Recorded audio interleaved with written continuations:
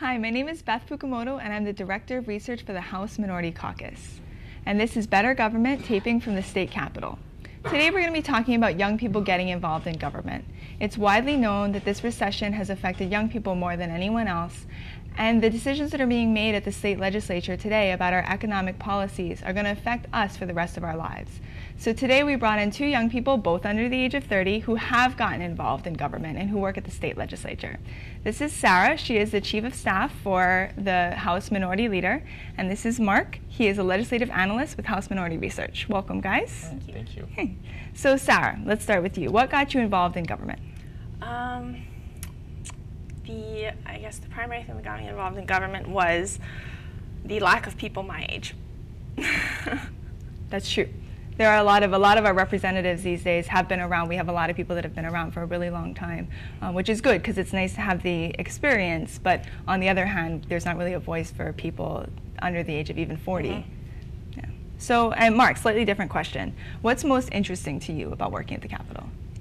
Being in the research office, I was fortunate enough to be able to cover various committees, including the economic revitalization of business, for a part education, for another part tourism and finance. And from that, I was able to see a good number of bills, sit in on testimony, listen to people testify, listen to representatives ask questions, and analyze them. And especially in finance, you got a good number of bills, and you could really get a sense of what was going on throughout the legislature. And from that, I mean, we had the opportunity to see bills from their inception. So their inception, the research that goes behind them, through committee, debated on the floor, crossed over with the Senate, and the House received the Senate's versions, and then a conference period when all these ideas and everyone's input kind of gets put into one bill, and if it's fortunate enough, the bill gets passed and the governor signs it at a later time. So it's sort of what you learn in like political science in high school, like in play, right? Yeah. And it's a lot. That's true. That's what actually attracted me to it. I've been here for about 5 years now, and that's what got me interested too. Is it's a lot different once you see it actually acted out. Yeah. Now, okay. So you've both followed a lot of legislation, as you mentioned, Marc. And is there anything that really stands out? Who's first? Either. I think on a positive note, some of the bills that I covered, there was a tourism bill, which got passed and signed, and it was designed to take advantage of the reduced visa restrictions for some of the Asian countries, China being one of them. And I think this is important because it's a way to capture more tourists and attract more tourists to Hawaii. And as you know, tourism is a very large industry in the state, and it attracts a lot of people, attracts a lot of money, creates a lot of jobs. So anything that could increase this industry is going to benefit the state as well as everyone in it. Another bill that was passed related to the space industry in Hawaii. And similar to the tourism one, it's a way to reinvigorate, I guess you could say, the space industry in Hawaii, attract companies, attract jobs, and hopefully increase this industry and really put Hawaii on the map for that sector. So it seems like the economy, as I mentioned earlier, the economy is a really big deal, especially for young people, because people are having trouble getting jobs and paying for their mortgages and all that, even buying houses. Now, there are some other things and other concerns for the future. Sarah, you had mentioned off camera that you were particularly interested in health, and this year money going into the hospitals because we needed hospitals. You said you're from Mililani? I am. Yeah. In particular, I guess the legislation that really stood out to me this session came up in the beginning of the emergency appropriations for the kidney transplant centers. I liked the idea of the state really prioritizing health and human services and the people of Hawaii and their health and well-being, while revenue generating issues and stuff like that are really important. I was really, really relieved to see that we were also still keeping in mind these other issues. Do you think that's going to be a big deal for the future too in Hawaii? Do you see health as something that's going to increase in importance? Absolutely. Sitting through some of the human services info briefings and stuff like that, it's becoming increasingly aware that Hawaii is not necessarily the healthiest population, especially amongst our aging and elderly population. And I would like to see the things such as obesity prevalence and stuff like that, chronic disease really decrease in the younger populations, and we need to take preemptive measures. And that's one of the concerns with our aging population, is that we haven't done a lot of preventative health, and so the younger generations are going to be paying a lot for these programs, which is, I think most of us agree, is necessary. We want to take care of our parents and our grandparents, Yes. but we need to also make sure that we're healthy enough that that's not another cost factor, right? Okay, so let's talk about the broader subject of government. A 2011 Pew Research study showed that the millennial generation, which is 30 and under, and the Generation Xers, which is like 30 to 45, are losing trust in government. That over the past even 2, 3, 4 years, they've stopped believing what government's saying. How do you guys feel like that's true? I think, unfortunately, to an extent, yes. I mean, people may see government as kind of the faceless entity that rules over them, but from firsthand experience being at the Capitol and working with the legislators, they really try. I mean, they care about their people, their constituents, the state as a whole, and even though they may not agree on everything, and there are debates and discussions as to how best improve Hawaii, they do care. And so all the bills that are passed are in good faith and trying to better the lives of the state, the people of the state, and fortunately, not all of them pass, and unfortunately, some of them that would seem beneficial don't. But everyone is trying their best to make the state a better place. I think that's one of the best things about our caucus. I mean, we all work for the Republican caucus in some way or the other, and it's nice because those 8 people are always focused on what's best for the state and what's best for their communities. One of the things that we opposed this year, I know you guys had both mentioned this to me earlier, was we opposed eliminating public hearings for development. And there were a couple other things, just talking about how we can increase transparency in government. Is there anything in particular, do you think that would help get your generation more interested? I think that the lack of transparency and the kind of increase in the lack of transparency is really feeding the lack of trust in government. I think people, especially in our generation, are kind of expecting it at this point. And that's really just something we want to eliminate, cut off, nip in the bud, and just say, that's not the case. Right. One of the things that we've talked about, and you said we were talking about being from Mililani, is the school bus routes being cut, and just the lack of public input on that. And I think that's been one of the biggest things for me as somebody involved in government, but also wanting to get more people involved. It's very difficult when people are just waking up one morning and their kids can't get to school because there was no public hearing. Yes. And that's one of the things that I think we face a lot, and we've talked about a lot even outside of this forum.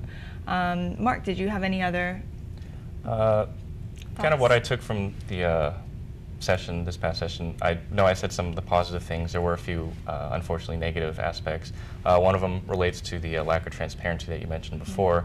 There were a number of environmental bills that aimed to either bypass or exempt from environmental review or public hearing certain construction projects or certain projects in order to start them. I mean, Hawaii's beautiful. I mean, everyone knows that, and no one wants to see the environment damaged. It would hurt the citizens, obviously, and hurt tourism. So that was troubling because it would reduce transparency, like you mentioned. Another thing that was in a handful of bills that fortunately didn't pass was the idea to buy toxic mortgages. This would be using taxpayer money, public money, to buy toxic mortgages, which I don't think anyone would want to see their money and tax money used in that purpose. Right. So there's a few things. Yeah. What do you think, let's see, switching now to how we can sort of get people more involved, what are some things that could get people more involved? Youth, are we speaking in getting youth involved? Yeah, or getting just youth the public involved. at large? Yeah, getting youth involved. I think being more receptive to their input and maybe placing a greater value on their opinions, their thoughts, their suggestions, proposed solutions, because with a younger generation there are kind of different solutions being proposed that may be a little bit more applicable than things that were proposed prior. Do you think there's a way to use social media? I feel. I think there is. I mean, Facebook, almost everyone that I know is on Facebook. A good deal number of people use Twitter. There's a way to reach out to the younger population because they grew up using technology, so they're used to it, they know how to use it, they're receptive, and if some older generation people use it as a way to communicate as opposed to the old-fashioned way of print or even just talking face-to-face. Right, right. Do you think, what sorts of things would you imagine that people would would they do? People would probably do Facebook if government was doing Facebook, maybe. I mean, it's kind of interesting to imagine like a department using Facebook, but there are probably ways that we could get out more notifications at least. Have you guys seen? You've both sat through committees, so at the legislature, just to sort of explain for everybody that's watching, at the legislature we have all these bills. They come up, and we have about 2,000 of them that come up at the beginning of the year, and then we schedule them for different committees. And not every bill makes it to committee, right? But we sit through these committees, and all three of us here have sat through those committees and listened to the testimony. Do you feel like there's a lot of people testifying that identify with your viewpoints? I do actually, particularly in the environmental area bills, because people don't necessarily like to see the printing that goes on and the testimony, the stacks of paper, and even mailing. It would be great if we could find a way to transition everybody into some kind of more environmentally sustainable, environmentally friendly way of looking at all this information and being informed.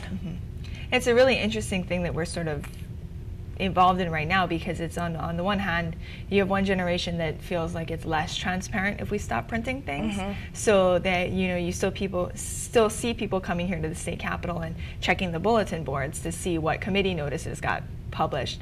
But then on the other hand, we don't have all of our things up online. We often try to watch session or something online later, and it hasn't been posted yet. It's been posted 2 weeks later or something, or we have trouble finding committee reports and all that stuff, right? So it's interesting because we're sort of in this transition phase where not everybody wants either, right? Yeah. But I think you're right in that the Senate has gone all paperless, right? So they don't have these huge stacks of paper anymore, but we still have a lot of paper every year that we throw out, right?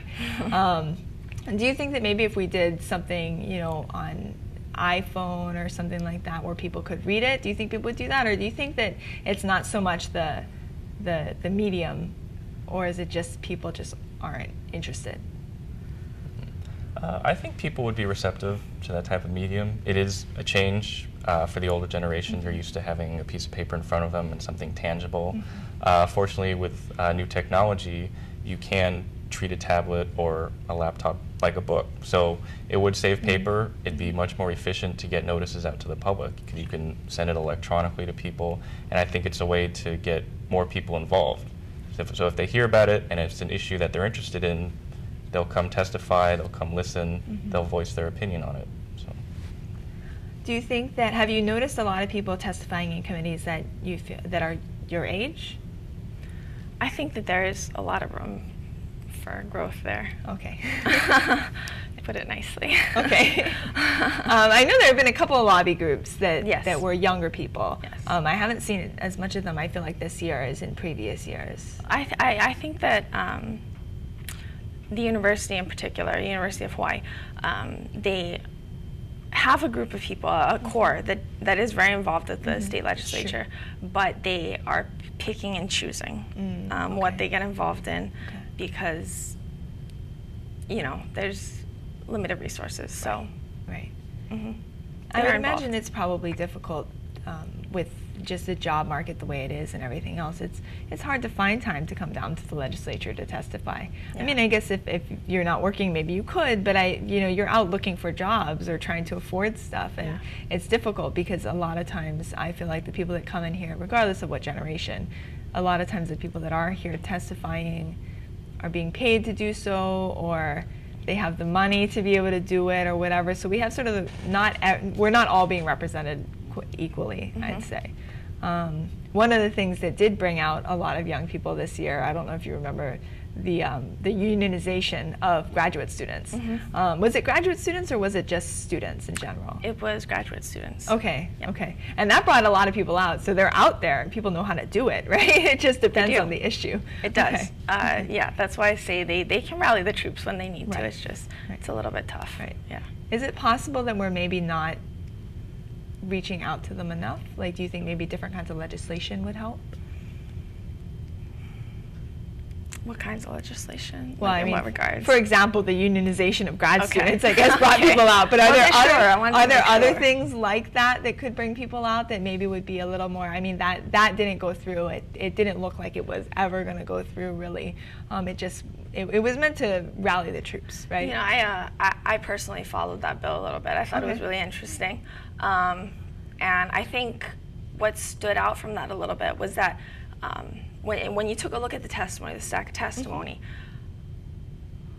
pretty almost equal proportions, or at least relatively close, were professors and the graduate students. And they work kind of hand in hand. So, you know, if we can kind of get just kind of like a team going where they can support each other, and grad students can be kind of given the time, because as you said, it's a demanding job market. And Right. yeah. So maybe that might be a way to go, is if educators could start to get people more involved, because Right. educators would be the closest, right, to the That'd be awesome. to students. Yeah. Yeah.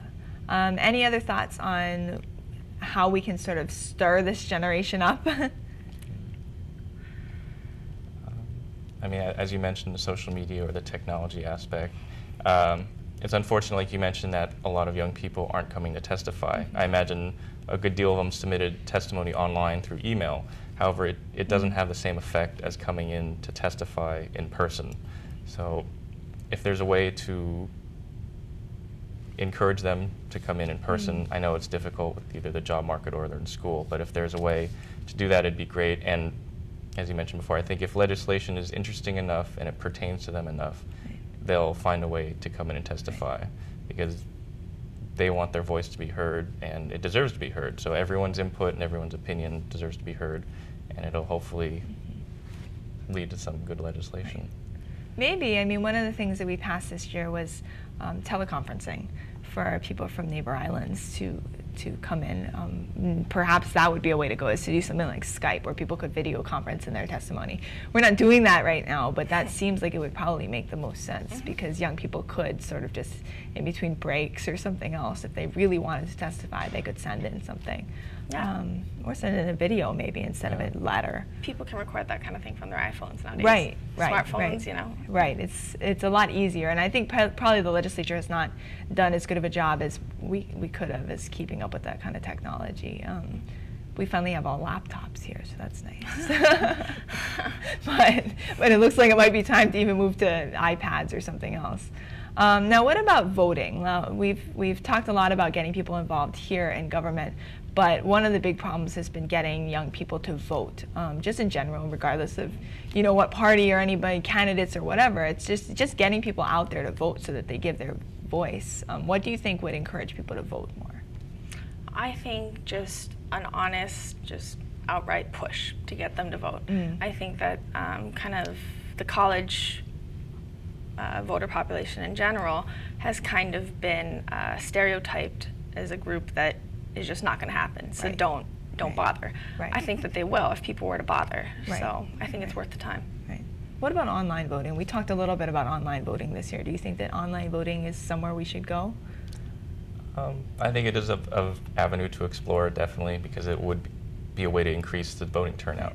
It has to be done properly and securely, which somehow they'll flesh out. Right. But yeah, I do think it is a way to increase voter turnout, especially among the younger generation. Right. They're tech savvy, computer savvy, so they'll know how to do it, they'll pick it up easily, and it's a much easier way for them to do it, as opposed to if they're at school or if they have a job. It makes it that much tougher to go to the polling place and vote. We do have even in Hawaii, our voter turnout has been historically low, but when American Idol is on, or when The Voice is on, or something like that, I mean, we all vote, right?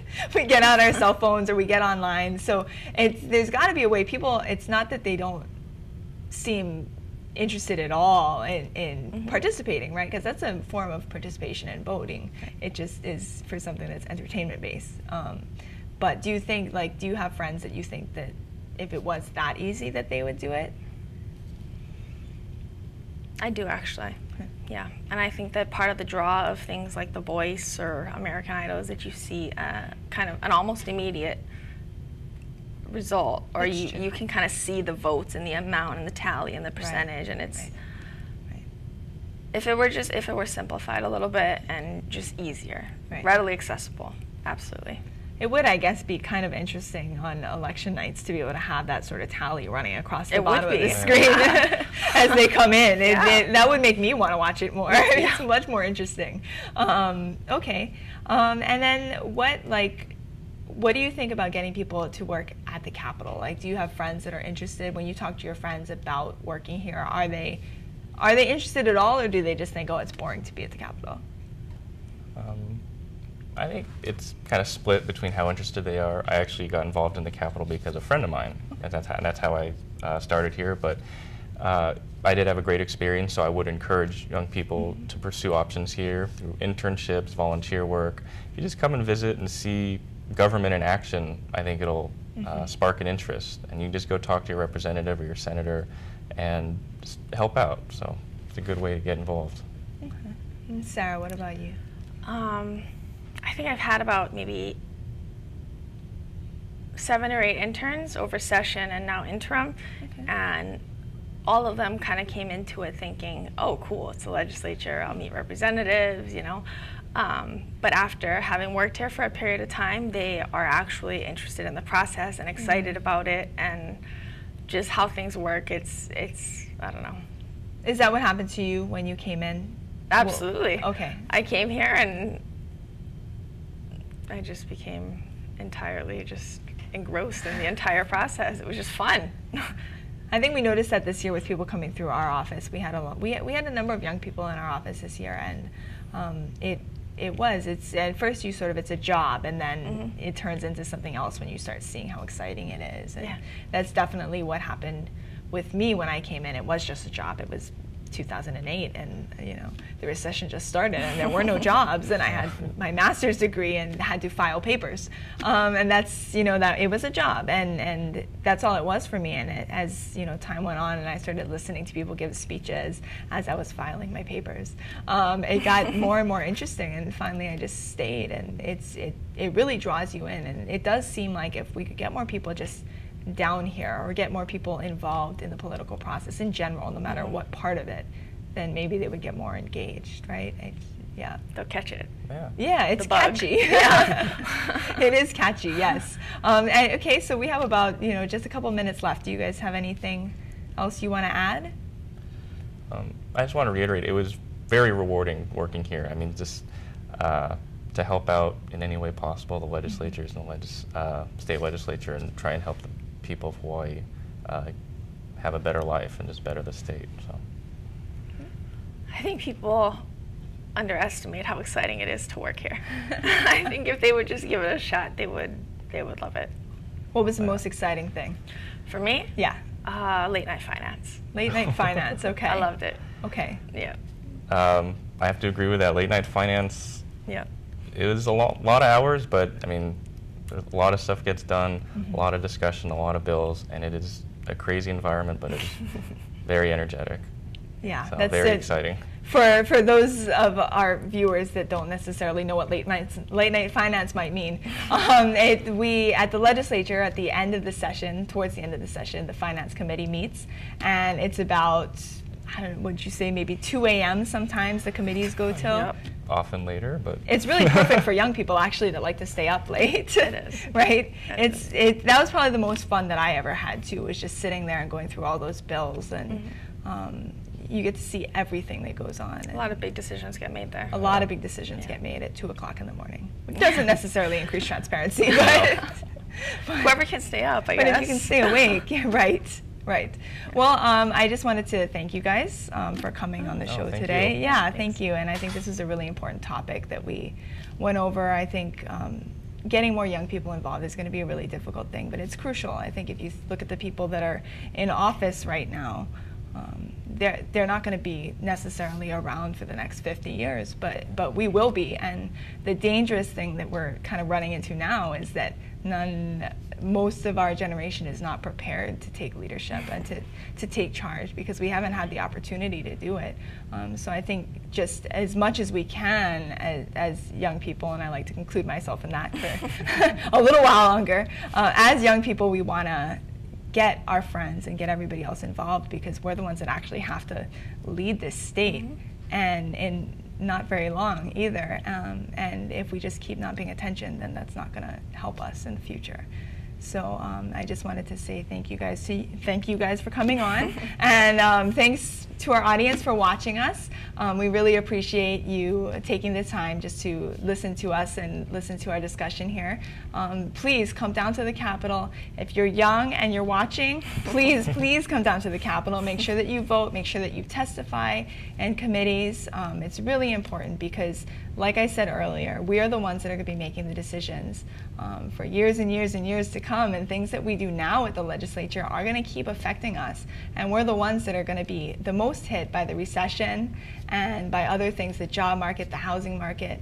And if we want things to get better, we need to get involved. We cannot just let our parents and our grandparents do it. We have to do it for our kids in the future too. So thank you for watching. This was Better Government, and we really appreciate your time. Thank you.